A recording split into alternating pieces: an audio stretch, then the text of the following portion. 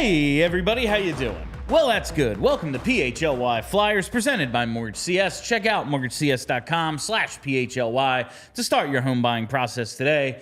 Company NMLS ID number 1464766. My name is Bill Matz. I'm your director of fun and games for this afternoon. Joining me as always is Philadelphia's #1 hockey beat reporter, Charlie O'Connor. What's going on today, Chuck? Kind of still enjoying the afterglow of that Phillies game. One of the best ones in what's becoming a really cool season on the whole. Obviously, the team's very, very good. But this may have been like the most fun win of the season. It was... When you're having a great season, I want to talk about the Rhys Hoskins return and all that, and related to the Flyers. Obviously, I know some of you out there, maybe not from the Philadelphia area, don't give a shit.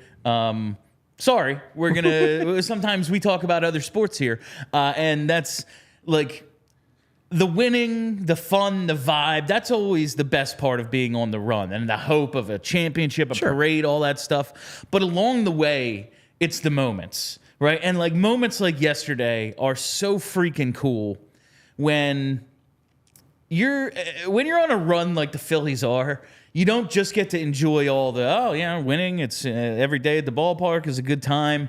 You get to like kind of take a step back sometimes and go, this is cool, and kind of even tip your cap to a guy like Rhys Hoskins, who was a very good player here for a long time, showed up yesterday for the first time in Citizens Bank Park since switching teams in the offseason. Obviously, they moved Harper to first base, so it's like, we have a DH, we have a first baseman.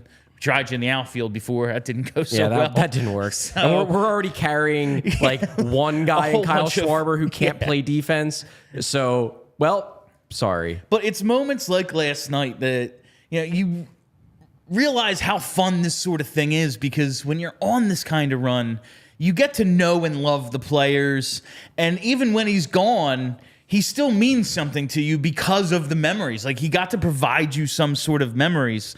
And I'm just thinking about, like, as much as I want to parade down Broad Street, that's what I want with the Flyers. Like, I want to love the team like that again.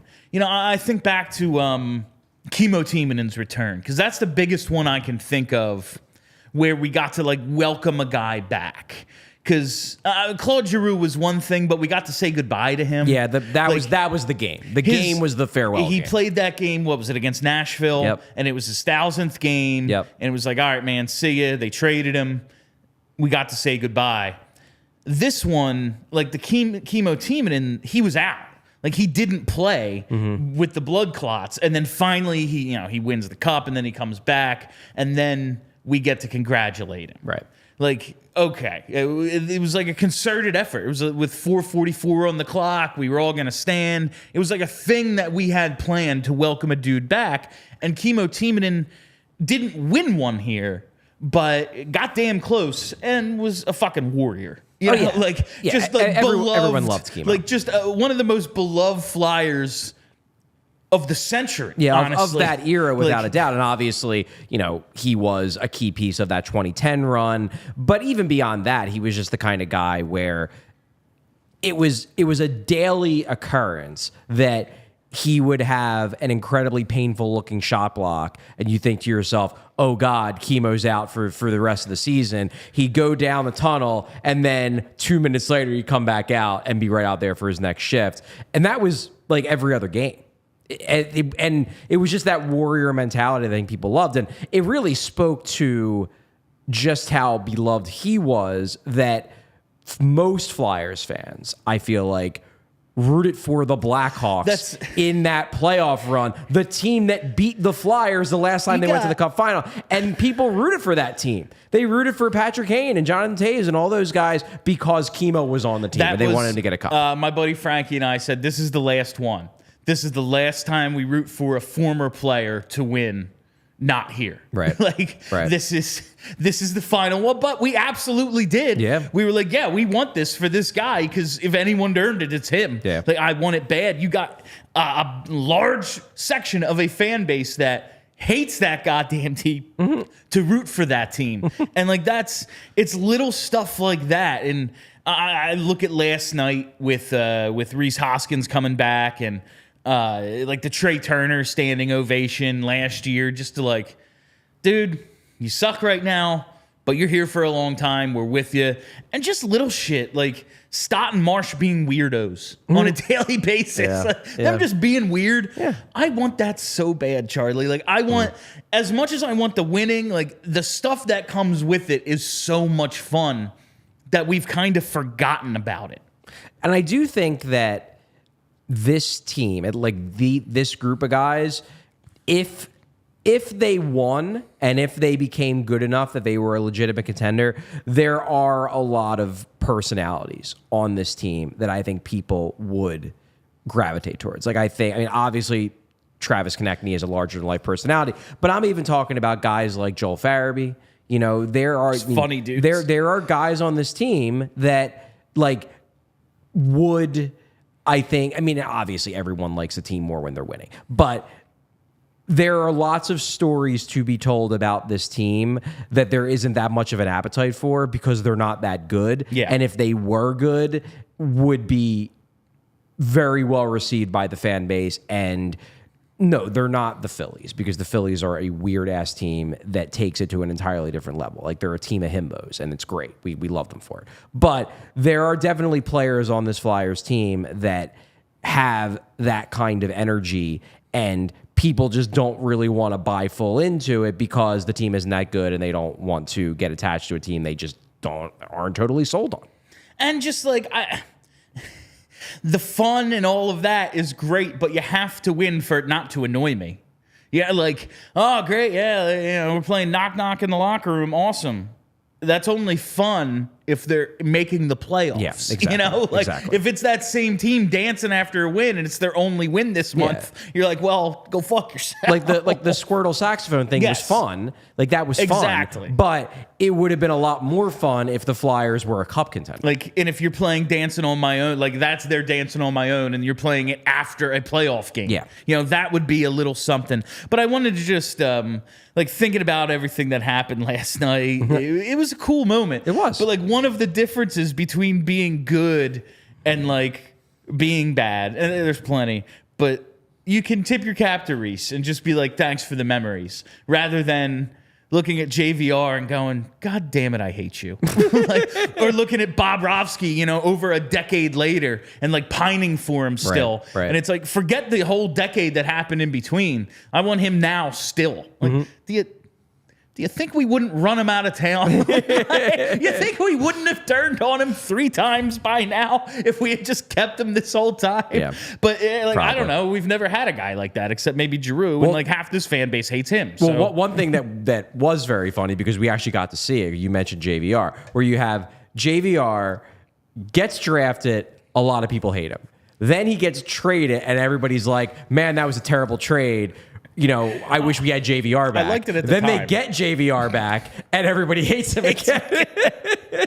As we want a goal scorer until we watch it every day. I want to see at the end of the season, like, oh, that's a nice number of goals. I don't want to know how we got there, man. It's like watching how the sausage is made. But just, this is something we could have spent more time on, maybe in F Around Friday. But like tomorrow we have Jonesy and Hilferty, Right. and then I'm away for a little while, and stuff's gonna happen. Yeah, So we're going to have some guests while Yeah. you are away. Yeah, that's gonna be- to keep things interesting. That's gonna be really cool. Can't fill your shoes fully, Bill, but we'll try. I am looking forward to watching those shows while I am away, adjusting to the time difference. But I just want to know, like, do you have any memorable Flyers, like when a guy came back? Like the Kimmo Timonen one to me is the one that stands out more than any. Like, are there any returns you can think of? Because the only one I can think of is negative. Okay. Not really. I can't think of any off the top. Like, Jake Voracek coming back was cool. It would have been cooler if I would have actually been able to like see him in person, because It was such a weird time. we were still getting all of our interviews via Zoom. It's at that 21, point. 22, but they haven't gone back. It hadn't to, like, gone back fully. Yeah. That was still over Zoom. It would have been cool to like actually get to, you know, like chat with him. That would have been neat. I will say, I think the Fly, and this really wasn't a return because he obviously didn't play. I will say that I thought the Flyers did a really good job at the end of last season with the Wayne Simmons retirement ceremony. That's a good one. That was cool. But obviously he had played games in Philly over the previous few years in another uniform. Yeah. I don't vividly remember his first game back in Philly as a player, but I do think the retirement thing was cool. They did a good job. That was emotional. Yeah, it was. The only one I can really think of was I was at the Eric Lindros return. I think it was 01-02 with the Rangers. And I just looked at the box score to that game because I remember specifically. Did he get booed? He got booed hard. Really? He got called for diving in that game. And I remember we were like in the top section behind the Flyers net, and I remember it vividly because it's like right in front of us, like down. Recchi gets a stick on him a little, and it's a hook. Eric Lindros is one of the toughest dudes to ever play this game, one of the strongest skaters, and he just goes down, and the ref's arm goes up, and Recchi loses it at the ref, and the ref's like, don't worry. And he takes them both. Right. And like it's not even a bet, like it's straight up diving in the box score, and the place went fucking insane. But there was like probably 100 penalty minutes in this game. There was 60 penalty minutes in the first period. Wow. This was a grudge match game against the Rangers. I remember it vividly. That's interesting. I was a Flyers fan, obviously, during that time period, but I don't vividly remember that game. Like to me, it was just, and I think I have a weird relationship with Lindros because, so I got into the Flyers during the 97 Cup run when they played the Red Wings. They lose in 4. And I feel like I missed the best Lindros seasons because by the time I got into the Flyers, 95 is his Hart Trophy. Yeah, but by the time I got into the Flyers, like the next couple years, it was just drama. It was like the Lindros for me. When I think of Eric Lindros, the first thing that comes to mind for me is not on ice dominance, is not the trade, the excitement, having one of the best players in the league. It is just constant drama. Because that's what my view of the Lindros era was, because I didn't get to see the fun parts that made the drama so dramatic when it all fell apart.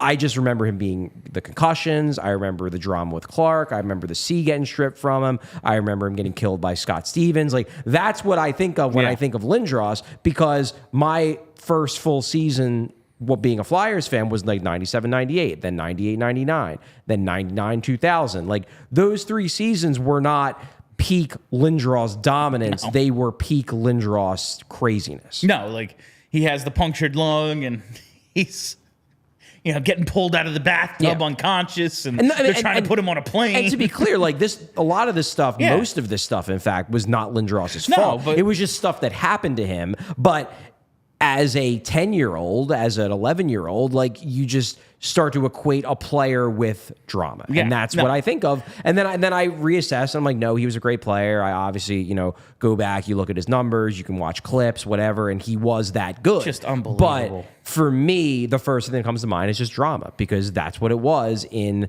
those final few years of the 90s. I just remembered I wore my dad's Lindros jersey to that game. Because I loved him. Right. I just freaking crazy about Lindros. And they're like going up the big escalator. And people are like, you mind if we like draw on the back of your jersey? It's like, no. No. We're not allowed. First of all, I'm like a kid. Yeah. And 2, no. This isn't even my jersey. But yeah, that's it. One more thing I wanted to say about returns. This is maybe something, again, like we do on an F Around Friday. But I saw the Philly Hockey Now headline, worst trade ever about Bobrovsky. Do you think it's the worst trade ever? The reason, I think in a vacuum, you could certainly make the case. The reason why I don't consider it the worst trade they've ever made is because the trade wasn't, the trade was just a result of the bigger mistake, which was going all in on Ilya Bryzgalov. Because the thing is that the reason why they made the Bobrovsky trade was because Bob went to the Flyers and basically said, I will not sign another contract with you. I am not spending my entire NHL career serving as a backup. I'll go to Russia. I'll leave. So it was not like, well, they stupidly traded Bobrovsky. It was either trade him or lose him for nothing as he goes back to Russia. They traded him. So yes, it's a bad trade in a vacuum, obviously. Bobrovsky becomes one of the best goalies in hockey. Now he's in his second straight Cup final. But the mistake was Briz.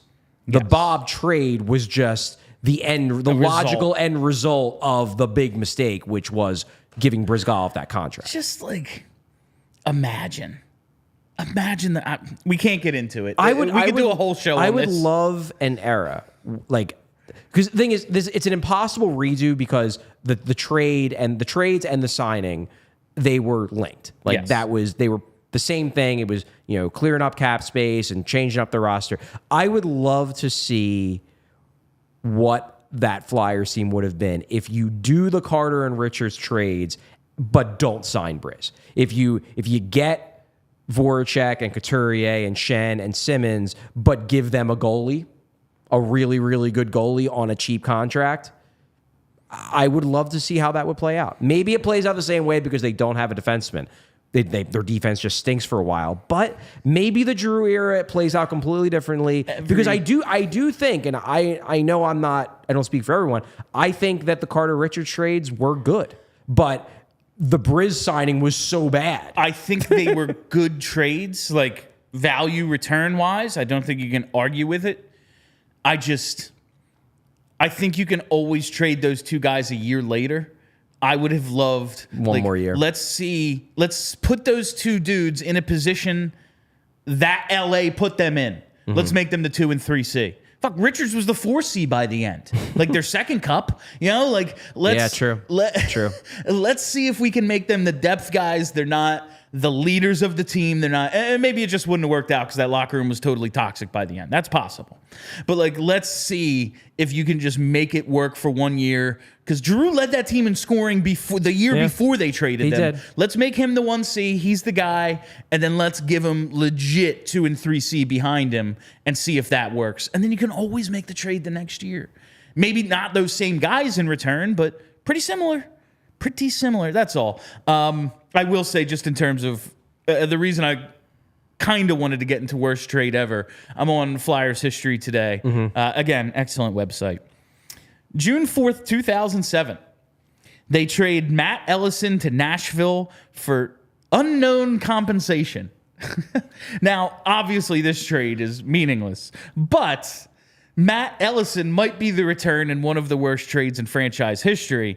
In December 2005, the trade that sent Patrick Sharp to Chicago, the main return was this character, Matt Ellison, who wasn't a real hockey player. And, of course, Patrick Sharp goes on to win 3 Stanley Cups in Chicago. And now he's back.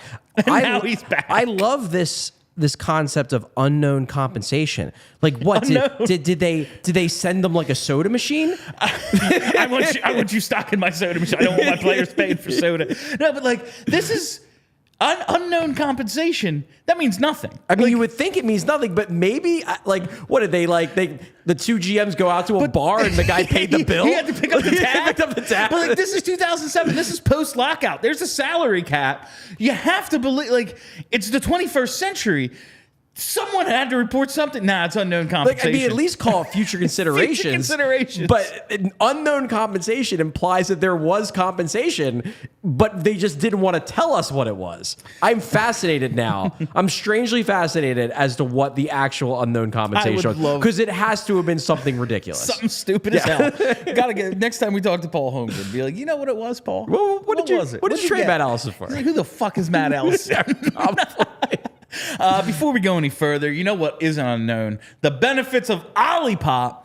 Alipop is the world's first functional soda with a classic soda taste and the benefits of plant-based fiber, prebiotics, and other botanical ingredients to support gut health. Alipop is a new kind of soda with only 2 to 5 grams of sugar and 9 grams of fiber in every can. 2 out of 3 Americans say they suffer from digestive issues, and 95% of Americans don't get the daily recommended amount of fiber. Alipop is tackling both these issues with a drink that tastes just like soda. Prebiotic fiber is the food source for the beneficial probiotic bacteria in your gut, and Alipop has 9 grams of prebiotic fiber in every can that can help support your digestive health. When you've got a gut like mine, you've got to keep it healthy. Alipop is available online and available in almost 30,000 retailers nationwide, including the most recent launch at all Wawa stores. Just think about it, man. You can get your sandwich, nice snack, and a delicious, healthy drink that, isn't a can of poison. How about that? Everything you've wanted. And, listen, Wawa, I've already been there twice today. It's 1:20 in the afternoon. It's pretty great. And the two flavors debuting at Wawa, they're pretty great too. The classic root beer and the strawberry vanilla. You don't have to hear me tell you what to mix the strawberry vanilla with again. Tequila. All right. So right now you can use code PHLY20 for 20% off your next order of Alipop at drinkalipop.com. Discount only applies to one-time orders, not to subscriptions. Alipop is sold online as well is also sold online on Amazon, as well as in 30,000 retailers nationwide, including Wawa, Target, Sprouts, Wegmans, ShopRite, and GoPuff. Me personally, I'd get that 20% off at drinkalipop.com with PHLY20, the promo code. Anyway, Alipop, drink it. All right. But going back a second to these, worst trades in franchise history, it's an interesting question because the ones that I hate the most are the ones that you knew the minute they made the trade that it was bad. You could certainly argue that they trading Justin Williams for Danny Markov was a bad trade, but I get why they did it. They did it, and they were trying to win a cup. They needed defensemen. Yeah. That's what Danny Markov was plus 17 and played 23 minutes a night on a team that went to Game 7 of the Eastern Conference Final. They needed Danny Markov. Yeah, you do those kinds of trades. Even the Patrick Sharp trade, while obviously in retrospect terrible, really what it boiled down to is that he wasn't getting a real shot here. So you trade him somewhere where he will, and then obviously that to me was more of a failure of coaching and talent evaluation than the trade itself. To me, the two trades that jump out for me as being horrible from the jump. One is one we talked about a little bit earlier, JVR for Luke Schenn. It was abundantly clear that JVR was a good player who was just not racking up the points because he was further down the lineup. And it was abundantly clear that Luke Schenn was not a top 4 defenseman in the post-lockout NHL. That was an awful trade from the jump, and it was made because the Flyers decided they desperately needed a right-handed shooting defenseman because the Devils hurt them with their forecheck because all the Flyers had were lefty shots. And it was okay, we got to make a panic trade. We got to get a righty shot. Okay, maybe get a righty shot that can actually fucking skate. But I liked the trade at the time. I hated the trade at the time. Another trade that I hated at the time, and I still hate, was trading a first-round pick plus for Rasmus Ristolainen. That was insane from the jump. You trade it. I mean, then obviously you give him a bad contract after that, but you give up a mid-first-round pick. We're not talking the 28th pick. We're talking the 14th pick. And you give up another pick. And I was never a huge Robert Haig fan, but Robert Haig was same player. Basically the same player. Robert Haig could easily Brad Shaw could have turned Robert Haig into goddamn Rasmus Ristolainen. Maybe that was a truly insane trade from the jump, and it played out honestly better than I thought. Yeah, and it still looks awful. Yeah, no, he's right. And granted, we haven't seen him in a while. But what they got out of Risto last year and points this year before, in between the injuries, right? Better than I expected. Oh, to be sure. So, and it's still an awful trade. Yeah, it's still not good. Because you doubled down. Yeah, you doubled down. You gave him a bad contract. And now we're talking about Keith Jones is in the front office, maybe the biggest Rasmus Ristolainen fan in existence, and they're still looking to trade him. Yeah, that should tell you something. All right. Speaking of Jones, there's so many things like this. This is F Around Friday gold. After the final, after the draft, after July 1st, we're going to have plenty of shows. Oh, yeah. I think we can easily do worst trades, stuff like that. Yeah. Once we get to mid-July and the dust is settled on the busy part of the offseason, that's when it's not F Around Friday, it's F Around every day. Yeah, we can easily do a lot of these. But since you mentioned Jonesy, tomorrow he and Dan Hilferty will have a little press conference, a little press availability. Was it 10:30? 10:30, yeah. At the Flyers Training Center. you expecting anything unexpected, or you think this is just like, all right, we weren't there at exit interviews, we're available now? That's the way it's been positioned to me. That's the way it was positioned in the press release that the media got. Is it possible that the Flyers have something cooking? Yeah, you never know. You never know. But I will say that the Flyers have made it clear, have made a point to make it clear that, like, basically a lot of people have been requesting Jonesy since the end of the season. We're giving you Jonesy, and we're giving you Dan Hilferty to talk about, the state of the franchise, the business side, the new era of Orange, all that stuff. It'll still be interesting to hear from them, to be sure. And I guarantee you they're going to be asked about Michkov. But I don't think this is about Michkov. Guess you never know. Again, now I want the world to be professional wrestling. To me, there's just some guy, with his hood up, setting up the microphones, getting everything together. And right as they're wrapping up, he turns around, takes the hoodie off. It's Michkov in a Mad Russian tee, obviously. Obviously, he's a PHLY viewer, listener, I'm pretty sure he's a subscriber. diehard. Yeah. I see we have a super chat. We do a super chat, but I think it's mostly just like a little tip. It's coming. We have a super chat coming. Okay. Oh, okay. From B West. All right, cool. Okay, there we go. Here we go. Been listening to you guys since 2016 for Jonesy. Since 2008, only one team has won a cup without a top 2 pick on the roster. What is the plan going forward? I mean, the plan is not to tank. Michkov is that guy. Yeah, so, again, they're not tanking. They could trade for one. Yeah, or they make, Vegas and trade for an Eichel type. Yeah. Actually, you know what the plan is? The plan is to re-sign Eric Johnson because he is a top 2 pick. And then they will achieve that I just having high picks is good.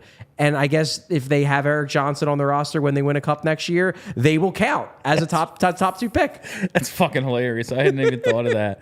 All right, that's the plan. That's the plan, really, B-West. That's really good stuff. Let's do this before we go any further. I want to talk to you about our friends at Rite Aid, and specifically the Rite Aid Pharmacy Services, man. You got to get a My Pharmacy account at Rite Aid so you can do any number of things that will make your life more convenient. With a My Pharmacy account at Rite Aid, you can refill your prescriptions, schedule a vaccine, get personalized care recommendations, sign up for prescription notifications, and you can just get all you need to get started with a prescription at Rite Aid. You can get started at riteaid.com/mypharmacy because, man, you sign up for one of these accounts, you can stop stressing about your prescriptions. You can let Rite Aid refill them automatically. Enroll in automated courtesy refills, free, easy, and pretty much all prescriptions already qualify.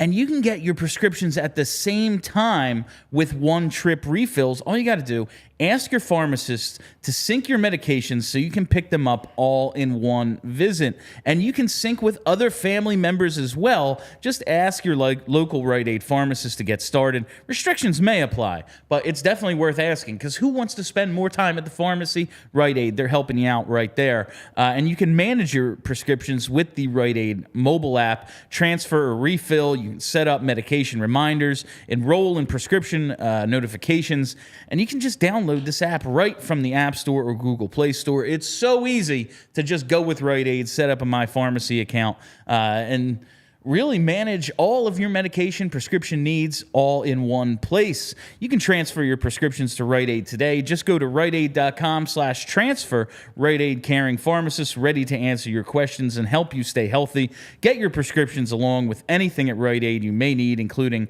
over-the-counter medicines, household products, cosmetics, and more. Just ask your pharmacy team for details. Restrictions apply. All right. Now we get into the bulk of today's show. Mm-hmm. Only halfway through. Charlie today at allphly.com put out a little article that it was free, right? No, behind the paywall. Behind the paywall. Gotta pay to get those reports. Now I'm signed in and I never know what's free and what isn't. I used to always. No, this is for diehards only. Well, diehards. If you're not a diehard, you're missing out. Sign up at allphly.com. I mean, just for Charlie, it's worth it. And look at all these look at all the benefits of becoming a diehard. You know, the premium content, Charlie, and so many other great beat writers here at PHLY. The Discord, which is lively, to say the least. Discount on merch. You get a free shirt. All sorts of stuff. Want that Mad Russian shirt? Yeah, got to get that Mad Russian shirt and get it cheap while you still can. Will we have to adjust the shirt if he does come over and remove the soon in the corner? I've been talking to our merch guy about.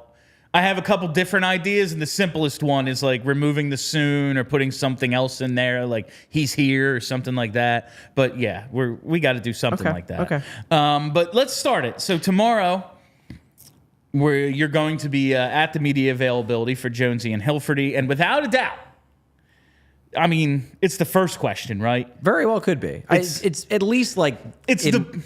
It's the biggest question. It's the biggest question facing the organization is, are you going to get Michkov? They're not going to say anything.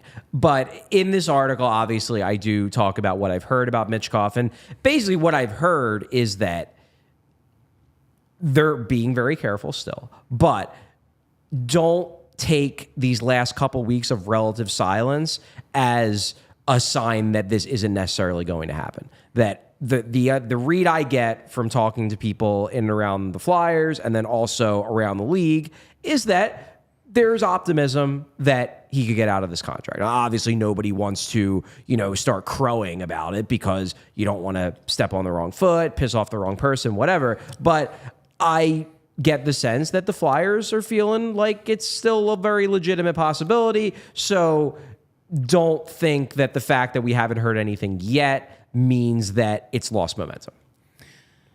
That's like that. To me, the silence it's more of a good sign than a bad sign. Like hearing, I can't remember the name of the player, but whoever the big prospect in Carolina was, when they came out and were like, yeah, we think we're getting him. And then suddenly, Necas, the defenseman. Yeah. Suddenly it's like all sorts of management over in Russia being like, nah, I don't think you are. Actually, you can't have him now. Like the fact that hasn't happened, and we were told initially when the very first report was, we'll know by the end of June. Like the fact that there hasn't been it ain't happening sort of thing. Like it fills me at least with optimism. That's how I'm choosing to go forward right now. I guess the way I positioned it in the article is that when I talk to people around the Flyers, I do not get the sense that their optimism has been quashed. Okay. They are still hopeful that this will play out in their favor.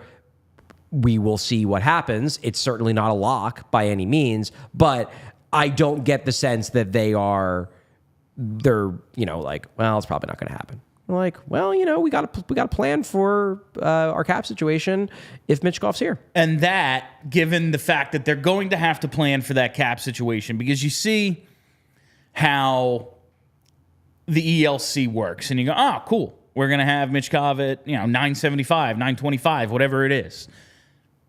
Maybe not. I mean, that's the initial cap. Yeah, going into the season, that's the number. Yes. But then you look at the Will Smith contract and a lot of guys like this, and you go, oh, bonuses, right. It could end up being like a $3+ million cap hit if he were to achieve some probably pretty achievable bonuses. And considering he's going to have to buy himself out of the contract, we think, in Russia, you're going to want to have a little bit of a make-good situation, kind of the way we believe happened with Fedotov. Exactly. Now, that's just straight up. He was a UFA, so it's just straight up in his cap hit. Yeah. Like, here's more like 3.6, really, for this guy? That might be the situation with Michkov, sort of? I think so. I would expect if and when he signs his ELC, it's going to have a lot of bonuses. As you note, the cap hit at the start of the season will still be, 925, 950, whatever. But the Flyers will have to account for the fact that he's going to have a lot of bonuses and a lot of very achievable bonuses. And unless they want a massive bonus overage for the following season, they probably shouldn't necessarily start the year completely slammed up against the cap. And that's like, when we say achievable bonuses, I don't know what they would be. But what was the Bergeron one a couple years ago? It was like 10 games. Oh, was it? Like, yeah.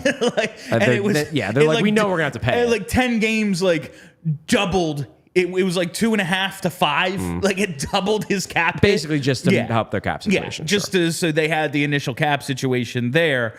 And that kind of gets to the, I said a couple of, whenever it was, when the rumors, when we first started talking about them, if the Flyers are to get Michkov, I don't think it means you need to go all in, because it's like, this is a 19-year-old kid. What are you going to, we're going to win with him as our best player? Unlikely. Probably not. But I did say I want to attempt to acquire a player of equal talent to play alongside of him. I think that will aid in his development, take some of the weight off of his shoulders. He'll be able to produce right away, all that stuff. Might not be the case. Might not be what they're looking to do. Is that maybe because of the cap situation? I don't get the sense that them getting Michkov, if they were to get him this summer, that it would have Danny go, all right, full speed ahead. I do not get the sense that the Flyers are preparing for the possibility of, hitting the turbo button on this thing if they get Michkov. I think that the offseason is going to, I'm not saying they won't make a trade, a big trade. They could. They certainly could. I think they're certainly looking around on hockey trades. But I don't think that getting Michkov changes their approach to the offseason. I think they are going to approach this offseason the same way, whether they get him or whether they don't. All right. That's fair. I know I threw out the name like Mitch Marner, things like that. Obviously, the Pedersen thing can't happen now. He resigned. Right. I was just hoping for you got guys like Zegras' names out there, obviously, and that's maybe just a potential hockey trade more so than. But we'll see. We'll see how that works out. Listen, if the only high-end talent they bring in this offseason is Matvei Michkov, I'm not going to be sad. Yeah, fair. That's a pretty good player right there, and one we've been looking forward to. You say you keep hearing Ottawa as a team the Flyers have talked to a lot. This goes back to the deadline. It does go back to the deadline. We heard Chikrin's name. Yeah. Do you think that would be the guy, or what are they discussing with Ottawa, do you think? What I'll say with Ottawa is that, obviously you hear things around the league. I've heard Ottawa be brought up to me as a potential trade partner for the Flyers from a lot of different people. And usually when you're hearing it from one source, you're like, okay, maybe. When you're hearing it from 3 or 4, I heard the Flyers talking to Ottawa about this player, and then you hear from another person, heard the Flyers talking to Ottawa about this guy. You're like, wonder if it just seems like there's smoke there. I believe it was reported at the beginning of the season. I think Anthony Sanfilippo reported it, that the Flyers were interested in Shane Pinto. I've heard his name come up. He's an RFA again this summer because he only signed the 1-year deal. I've heard that those two sides, as in Ottawa and Pinto, have very different views of his talent level, and maybe that opens the door for a trade. I think the Flyers would potentially be interested there. But it does make some sense because they do have a lot of defensemen. They have some forwards I think they'd be willing to move. And, there are guys on the Flyers that I think they could be interested in. I theorize Scott Laughton as a guy because they're one of those Buffalo-ish teams where they've got the talent. Now they think maybe they need some glue guys that can be locker room guys and get them pointed in the right direction from a culture standpoint. Laughton's the kind of guy who I think could intrigue an Ottawa. I know Ottawa's had their eye on Laughton for a while because of the DJ Smith connection. DJ Smith was Ottawa's coach. Yeah. He also was Laughton's coach in juniors, and Laughton loves DJ. DJ loved Laughton. DJ obviously is not the coach there anymore. So I kind of thought that ship maybe has sailed. I heard around the deadline that it hadn't, that Ottawa still really likes him even though DJ Smith is no longer the head coach. I'm not saying Laughton's going to get moved this summer. In fact, probably if I had to wager, I would wager he sticks around. But he's a guy that I'm sure Ottawa probably has asked about, and maybe there's something there. I feel like trading Laughton is just a really important step for this team. I don't think the more time that passes, and listen, it's not even officially the offseason yet. These are still 2023, 24 moves that happen for the teams that have made trades. It's just I feel like we need to turn the page. Mm-hmm. That's just a major step there. It's fair. The Cam Atkinson buyout, is gonna happen. I mean, let me put it this way: the people I talk to with the Flyers are not saying they're not saying we're going to buy out Cam. What I will say is that when you talk to people around the league, the assumption is the Flyers are going to buy out Cam Atkinson. Now, that could be wrong, but people well connected in the league think that Atkinson is getting bought out. And the Flyers have not ruled it out. You know what I mean? Like, it's not like when I talk to people with the organization, they're like, nah, Cam's sticking around. It's like, well, everything's on the table. So it's very interesting to me. Like, how do you feel about extending the cap hit another year versus just kind of eating it? With Cam Atkinson, it's a different conversation. We'll talk about Cal Peterson. But, like, this is kind of as much about opening the roster spot and opening up some cap space as it is, we respect Cam and want to give him a chance elsewhere. I think that is, if he gets bought out, that will be a big part of it. Now, part of it, too, is just opening up more cap space. They don't want to go into LTIR. They know they might have to, but they rather not. Buying out Atkinson would open up significantly more space than obviously just keeping him or whatever. They're not going to send him down to the minors because I think they have too much respect for him. But I do think that look, Cam Atkinson made it very clear in exit interviews, and he still very much believes this. He thinks he still has gas left in the tank. He thinks that last year he can bounce back from and show that he is still a good NHL player. And that's fair. I don't know if I agree with him, but he's a proud NHL player who's a really good player for a long time. I get why he wants to prove that he's not the guy from the second half who didn't score in like 20-something games and ended up a healthy scratch / fourth liner for the final 3 months of the season. I get it. I don't think he's going to get that opportunity in Philly, especially if Michkov comes over. But even if Michkov doesn't come over, I mean, Bobby Brink's going to be on this team, and he's going to be on this team all year, and they're going to want him to play in the top 9, if not top 6. They already have too many right wingers. Then you add Michkov potentially to the mix. I just don't know where Atkinson gets the opportunity unless he absolutely kills it in camp and just like gets off to a hot start, and it's like, well, we got to keep playing him. I think the Flyers might look at it as, let's just buy him out. We can't guarantee Cam Atkinson will play 82 games for us or even 70 games for us. But let's buy him out. He really wants this shot. Hopefully he catches on somewhere else with a team that will give him the opportunity to prove that he's not cooked, and it ends up helping out both sides. So I think that absolutely will play a part in it because I do think there's a lot of mutual respect there for Cam, the person, and Cam, the player. And while it's certainly not just them, it certainly would not just be them doing him a solid because he would be getting less money than he would if they kept him. Obviously, Cam Atkinson's preference would be the Flyers keep me, pay me my full salary, and play me 82 games, and then I can show everybody I'm still good. I just don't think the Flyers are going to have the ability to give him that guarantee. So maybe it's better to clear up some cap space and give him a shot elsewhere. And Cam turns 35. Oh, he turns 35 tomorrow, actually. He has made a significant amount of money. If I'm him, yeah, I would obviously want the full boat of the contract I signed. Sure. But with an opportunity to go elsewhere, like, I would want to either, one, go to Columbus, where I feel like is my home anyway, or two, go chase down a cup, because I spent my whole goddamn career in Columbus and rebuilding Philly. Like, I would like a chance to play in some really meaningful games at 35 years of age before I have to hang them up. Yeah. It's not going to be here. And if I had to bet, I'd be like, yeah, Cam's cooked. 8 goals in the first 15 games this year. He had that quick spurt in the middle of the season. Yeah, where, after the initial scratch. Yeah, January 13th to the 23rd, where he had 2, 3, 4, 5 goals in like 7 games. He might have something left as at least a bottom of the lineup guy / locker room leader. Maybe he doesn't play every day, but he's on a good team. If he gets bought out, I think there will be some sort of market for Cam Atkinson. I would think someone would give him a cheap 1-year deal. I would think. Like, maybe to be, let's cross our fingers, he can be, obviously he was never as good as Matt Duchene, but maybe he can be that guy for a team. I think he would get signed. I do not think that, like, if the Flyers buy him out, I don't think that his career is over. I think he would catch on somewhere. At the very least, he would get a PTO. At the very least. Okay, a PTO, that's a possibility. But I think he would get signed by somebody for cheap. All right, where do you want to go next with the things you're here? Because I don't want to give away your whole article here. There's a lot of really good stuff. If you want to read all of it, allphly.com, become a diehard, boom, problem solved. You can read the entire thing.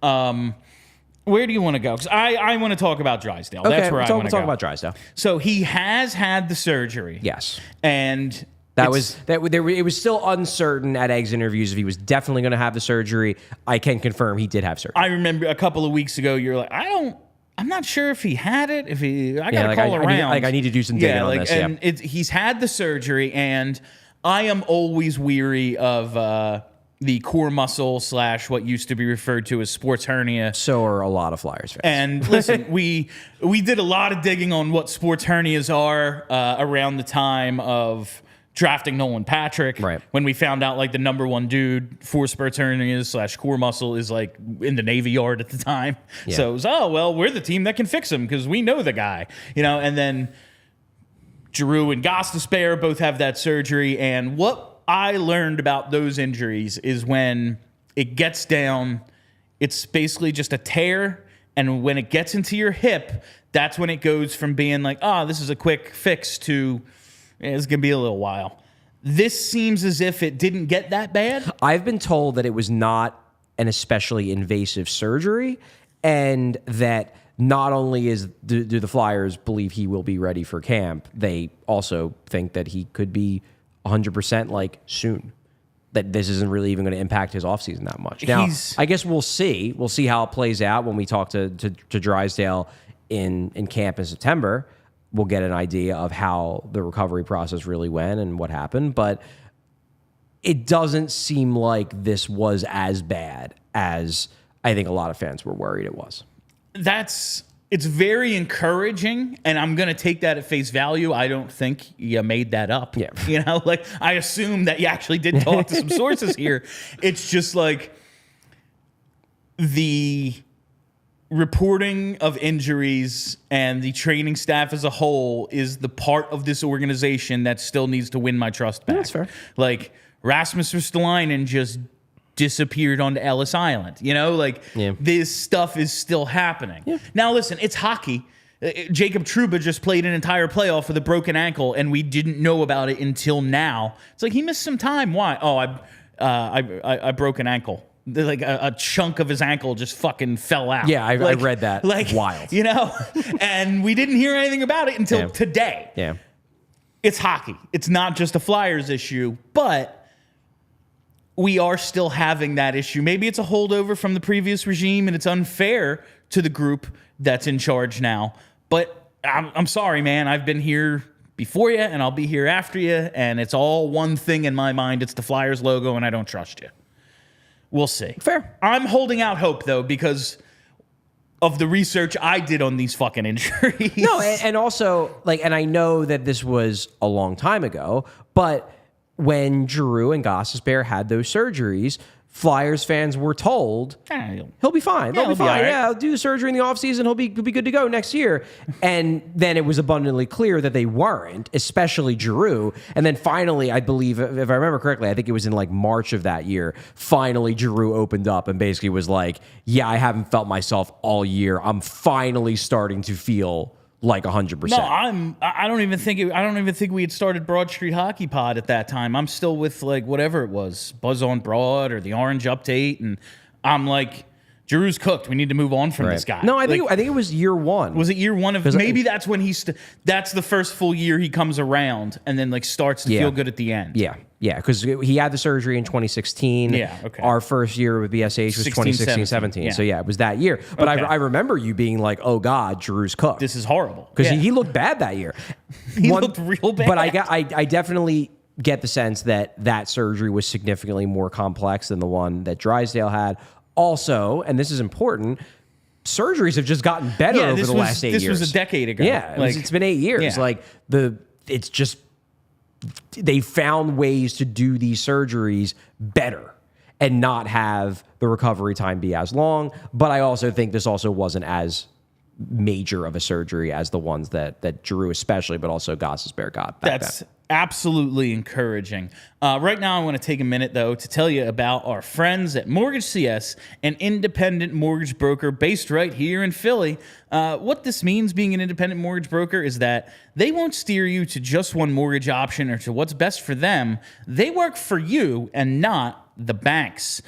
This is incredibly important because today's real estate market is ultra competitive. Prospective home buyers, perhaps just like you, are missing out on opportunities to win the perfect home because they don't have Mortgage CS in their corner. The mortgage company you choose matters more than ever. Even if you're already in the market, you can still explore your options with Mortgage CS, and if you do, you may be shocked at how much money you can save. Ben and Alec at Mortgage CS will ensure you have a rock-solid pre-approval, and they'll take the time to explore anything you want. That's why Mortgage CS is the mortgage concierge service. The real estate market is competitive, so you can rely on Mortgage CS to help you understand where you can be flexible in your offer to buy a home without taking on unnecessary risks. There's a reason people win more with Mortgage CS, so call or text Ben now at 267-391-7425 and see for yourself. You can also go to mortgagecs.com/PHLY to check them out. Or you can just Google them, Mortgage CS, right now to view their 370-plus perfect 5-star reviews. Do it. Do it right now. Open up another tab, Mortgage CS. I bet you find a whole bunch of 5-star reviews, and it's because they're the best. So check out Mortgage CS. This advertisement is not a commitment to lend or extend credit. Mortgage CS is an equal housing opportunity mortgage broker. All loans are subject to credit approval. Certain restrictions may apply. Company NMLS ID number 1464766. Visit mortgagecs.com for more information. All right. Is there any more of these rumors from your article you want to get into, or are we good to hit the other rumors? Yeah, the only other one I'll just kind of tie the bow on the Alexei Kolosov stuff. I was on vacation when that whole thing broke, so I obviously wasn't on the ground. We had a good panic show. Yeah, I'm sure there was a panic show. I do not doubt that. I'm sure there was a lot of panic on Flyer Social as well. I'm easily influenced by other people's panic. I mean, fair. I can tell. But I never really dove into that because it happened when I was on vacation, so I was able to get some details on it. It does seem like there was something. It wasn't just that, like, whoever that writer at Belarus Hockey is just made something up. It does seem like Kolosov maybe found the transition to North America harder than I think even he thought it was going to be. That he struggled a bit when he came over for that, for that little audition. Got those 2 games with the Phantoms. 2 games, yeah, and then stayed with the team through their relatively short playoff run, whatever. I think that was real, that there was a little homesickness, a little, struggling to adapt to North America. But I don't think there was ever serious consideration of trying to get out of the contract and not coming back over, refusing to report, things like that. He is on an ELC. He's on an NHL contract for 2 more years. I think the Flyers and Kolosov have talked about this. They are very much working to try to make sure that what happened in April, where he struggled a bit, doesn't happen when he comes back. And I think it's a good sign that, like, it seems like the Flyers are on top of this one, and they are trying to ease the transition as much as possible because they really value him as a prospect. He's a big part of their goalie future.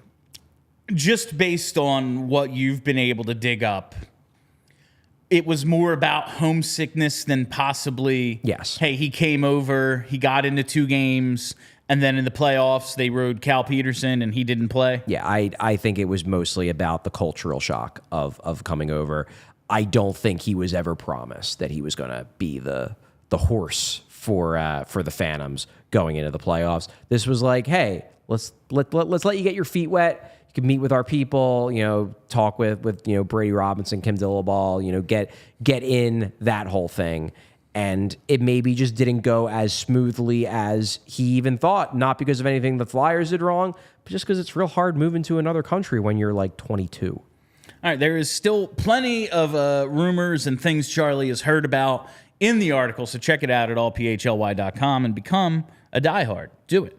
I think I've plugged that enough. Let's talk about some other rumors that are floating around right now and maybe just wishful thinking on the part of a lot of fans in terms of some guys and even draft picks that may be available. We will start with Martin Necas. I think it was today Kevin Kurz put out an article about the potential availability of Necas. And yeah, it's kind of a cap crunch for Carolina. They have a whole bunch of dudes that need contracts. They do. And they're also an organization where if they don't think a guy is worth what he's asking, they will trade him. I think he would be a good fit here, especially if they believe he can play center. But even as a wing, I like what he brings. That said, does it make sense for the Flyers? I can envision scenarios where it would. Like, I don't think, because some people have brought this up as a possibility. I think Kevin probably mentioned this in his piece. I skimmed that piece. I didn't read it in full.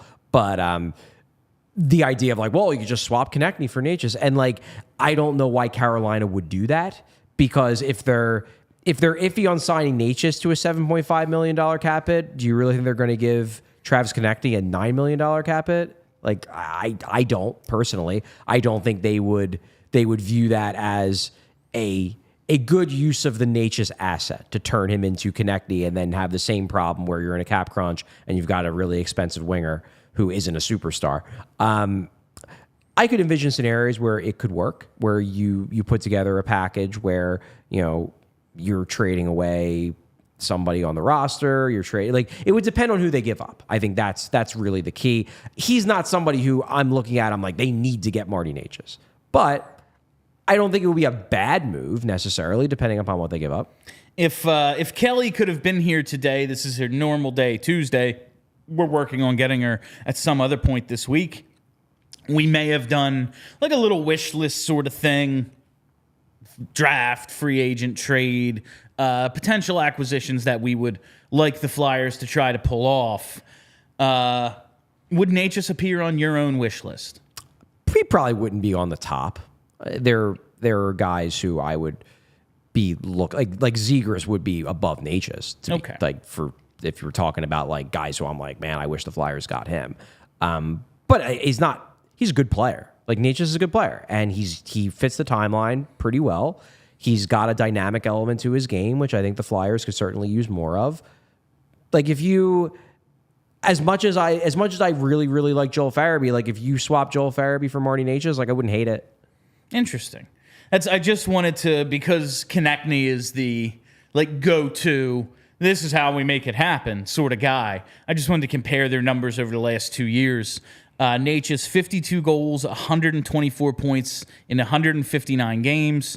Konechny over the last 2 years, 64 goals, 129 points in 136 games. So comparable production, although 23 more games played for Necas kind of makes it look a little more even than their actual in-game impact has.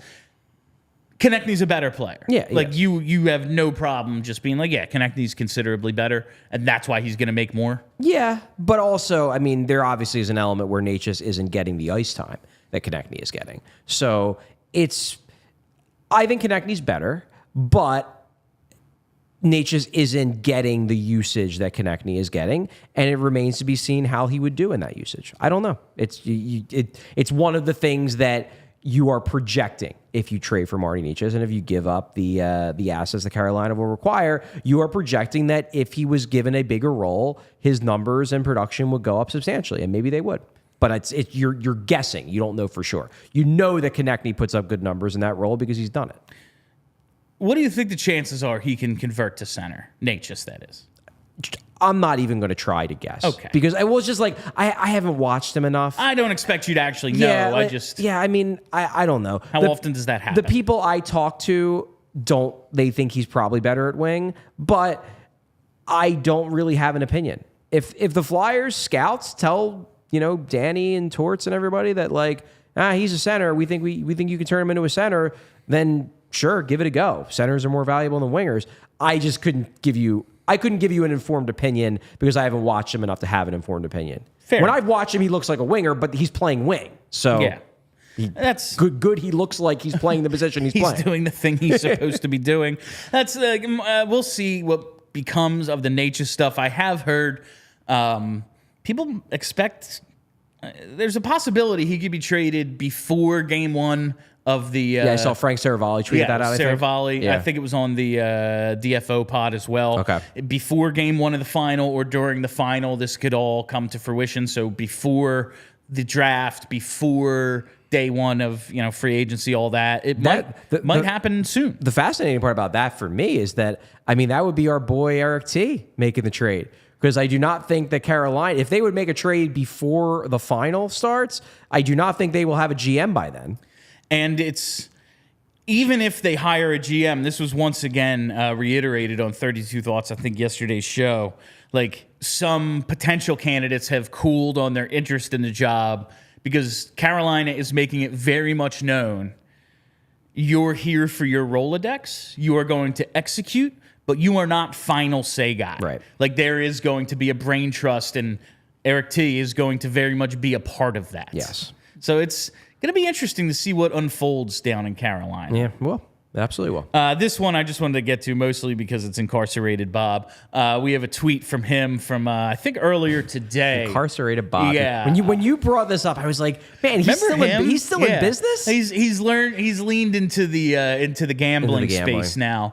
But he says, word around the insider NHL rumor circle is to watch the Sabres, who are currently cooking up something big. Then he hashtags the draft, free agency, and summer trades. Now, you mentioned Ottawa earlier as a Buffalo-ish team. Right. And they're these teams that it seems as if they're through the tough part of their rebuild. They have the talent. And they are drafting considerably higher than you would expect them to at this point. Buffalo is at 11, I believe. Yes, they are. I just see a great fit with Buffalo. And maybe it's because I want to take advantage of them and they have players I want. But, we did this a couple years ago. But if they just go Reinert instead of Ristolainen, something we talked about yesterday, like, team could look so different. Yeah. I think this is a team, whether it's that 11th pick, whether it's one of the defensemen, I'm looking at, it ain't going to be Byram because they like what he brings to the locker room. He's a winner, blah, blah, blah. It ain't going to be Dahlin. Could it be Owen Power? I do not think they would trade Owen Power. I don't think they would, but also I don't think they're a smart organization. Fair. The one name that you hear sometimes brought up from the defense side with the Flyers is Matthias Samuelsson. Obviously, there's a local connection there. He grew up around here. Obviously, his dad, Kjell Samuelsson, like there's a connection there. He trains down here, and he's a lefty shot who's brings the physicality. He's pretty good. Maybe he could be an option for a hockey trade. That's possible. I think ASF has reported a bunch of times. I haven't heard this, but I don't think he's making shit up that the Flyers really like Peyton Krebs. There's a possible target. Is it Vince that loves the Peyton Krebs idea? Our boss Vince? No, our boss Vince loves Alex Turcotte. Loves Alex Turcotte. Yeah, he loves the idea of a reclamation project, Alex Turcotte trade from LA. And the final rumor I wanted to bring up today, I love when stuff is on NHL.com because it's just like, this is an advertisement. This is we want people to watch the draft. New Jersey Devils open to trading number 10 pick in draft. That's on NHL.com. Now, that's a team that makes sense because they're done rebuilding. Like, they won a playoff series against the Rangers last year. Yeah, sure. They want NHL talent.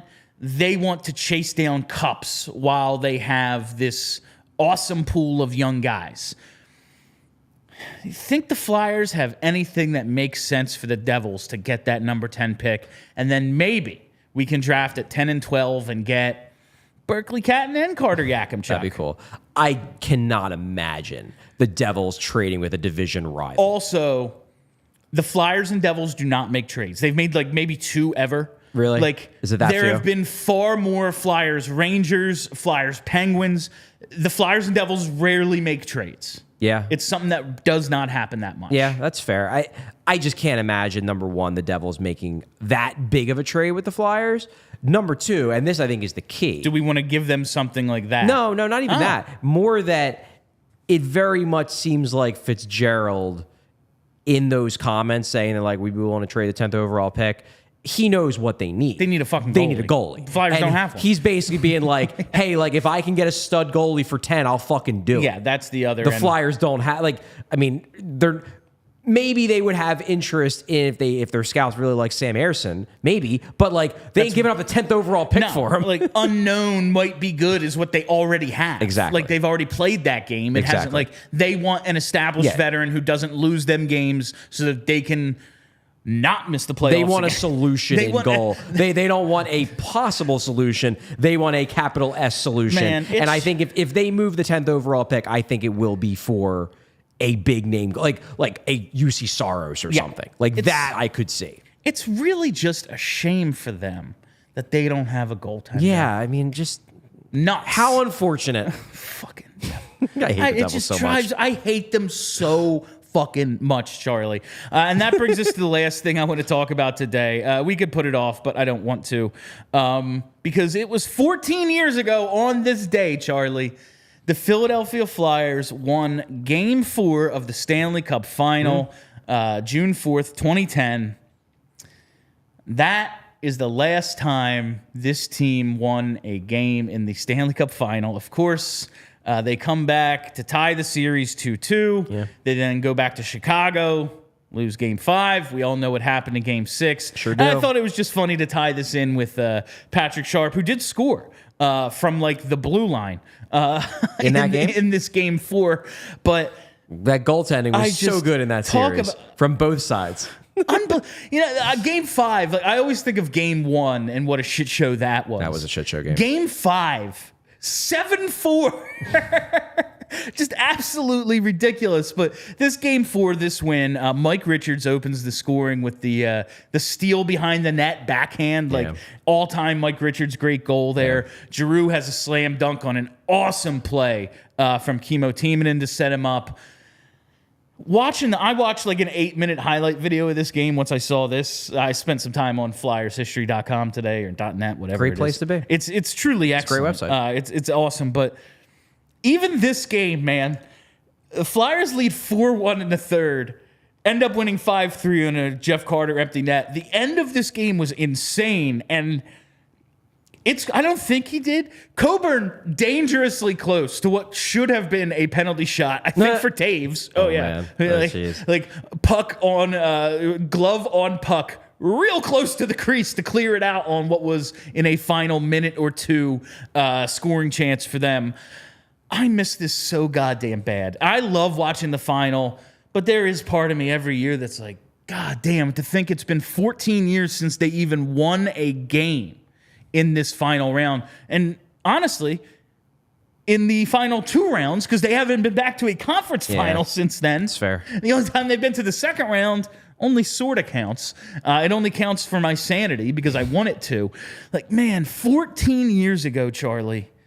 God damn it. I remember very little of the details of this game. Like, they all came back I certainly watched it, obviously, but I don't remember the details. What I remember vividly about the aftermath of this game, and in retrospect, it's just painful, but like, I just remember being so certain they were going to win the series. They came back. Like, they came back. They won both games at home. I remember thinking to myself, okay, and this is extremely painful to think about in retrospect. But I remember thinking like, okay, I think they're going to win Game 5 because I think they've got all the momentum and they're just rolling. But even if they don't win Game 5, there ain't no way this team's losing at home. There's just no way. They just have to win 7. They're not losing, and then they just have to find a way to win Game 7. Yep. And this is a team that came back from down 3-0 to Boston. Like, they're not going to shrink from any moment after doing that. So I was certain they were going to win this series, and I still think if they win Game 6, I think they win Game 7. And they could have won Game 6. Without a doubt in my mind. But, of course, that's not what happens. And Chicago goes on to become a dynasty. Yep.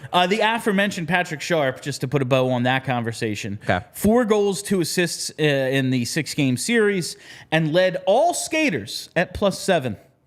Probably could have used a guy like that. Might have helped a little. Just a thought. All right, and that's... Oh, I see we have a super chat before we wrap it up today. Ehlers Lambert is second for TK and Lots.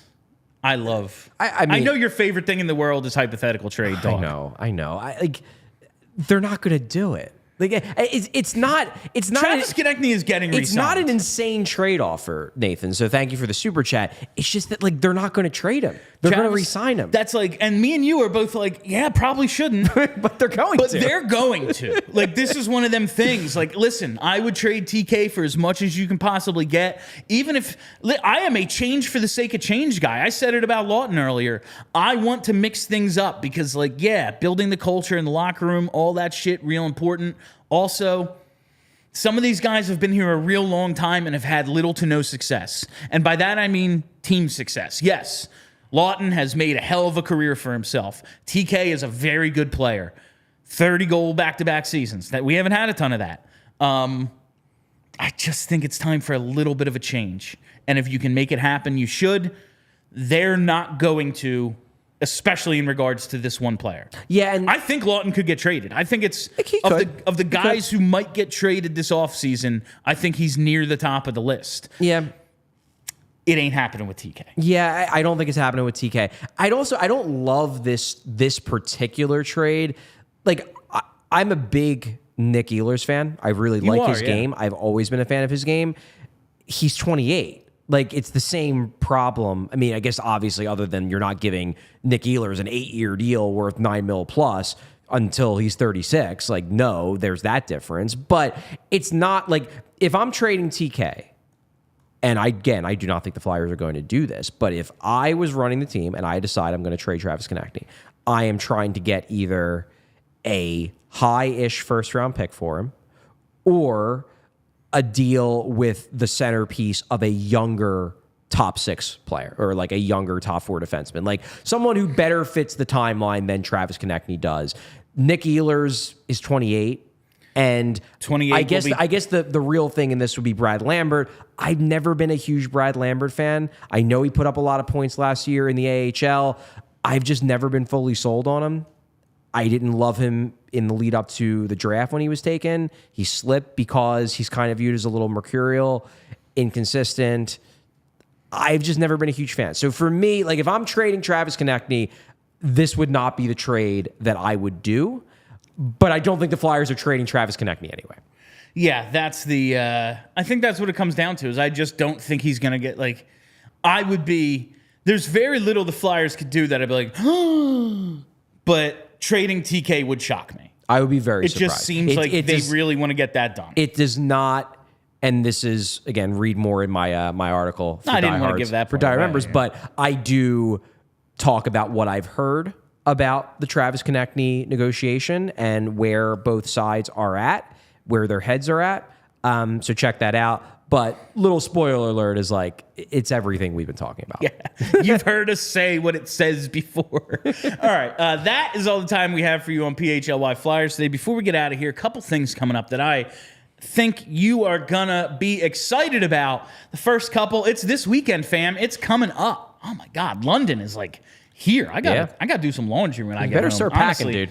I'm overtime already. I got to get home and start doing some laundry. But if you're not going to London, you want to head over to Gall and Company June 8th and 9th for these watch parties. Hang out with the PHLY Phillies crew. Meet Renee, Jamie, a whole bunch of PHLY personalities. June 8th, it's at 12:30. It's going to be an awesome time. It's Gall and Company in Port Richmond. June 9th at 9 a.m. as well. For these Phillies Mets games, it's going to be a lot of freaking fun. Ticket giveaways, live shows. It's going to be the whole shebang. So come on out to Gall and Company. And then in July, nice little event coming up, the inaugural Liberty Open. That's right. We have a golf tournament for you at Valley Brook Country Club. I actually said it right in the first try this time. You did? In Blackwood, New Jersey. It's a tough word for you. I don't know. It's like February. February. No, this is in July 13th. It's going to be a Saturday scramble tournament. There's going to be giveaways. There's after your round, free beer for 2 hours, brought to you by our friends at Shady Rays and Truemark Financial Credit Union. It's going to be a great time, so make sure you check out allphly.com. Go to the events calendar. Look for everything we're doing, because it is going to be a great summer for your PHLY fam. All right, that'll do it for us. Make sure you're subscribed on YouTube, because not only do you get all of our live shows, all of the shows, but got something fun coming up for you draft nuts out there. I am going to be doing prospect preview videos. They're going to, generally speaking, be somewhere, at least the top 13 or so. I'm not doing Macklin Celebrini because the Flyers have no chance of getting Macklin Celebrini. He's good, the end. All of the guys who are options for them, probable options for them with their first round pick. The videos are probably going to be somewhere between like 5 and 8 minutes. I go into everything I've seen from them in my scouting. Strengths, weaknesses, little background on who they are as players.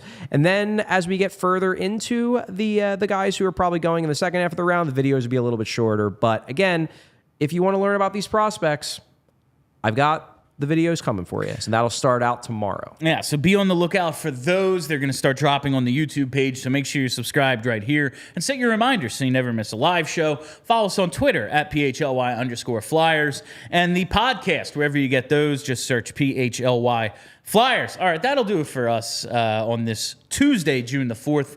My name is Bill Matz. That's Charlie O'Connor. Stay loose and sexy, Philly. We all silly like the mayor.